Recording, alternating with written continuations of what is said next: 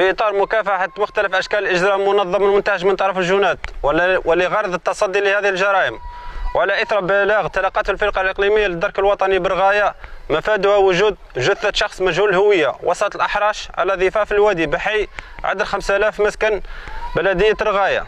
على الفور تم تشكيل دورية لأفراد الفرقة والتنقل إلى عين المكان أين تم العثور على جثة ملقاة مصابة على الرأس ومحاطة بالدماء. على إثرها تم القيام بالمعاينات اللازمة بالاستعانة بخلية الشرطة التقنية بالحاميز ليتبين أنها جثة شاب في حالة وفاة، ليتم بعدها نقله من طرف الحماية المدنية للمؤسسة الاستشفائية برويبة.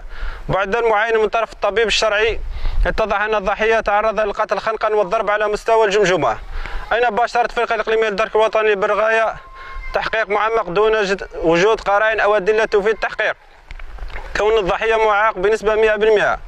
كما أن الجريمة عرفت رواجا كبيرا عبر مختلف وسائل التواصل الاجتماعي. عملية التحقيق واستخدام تقنيات التحري الحديثة مكنت المحققين للوصول وحل لغز الجريمة في ظرف قياسي ووجيز، وأن الجاني قاصر يبلغ من العمر 17 سنة ومعروف بجنحه في ذلك الحي.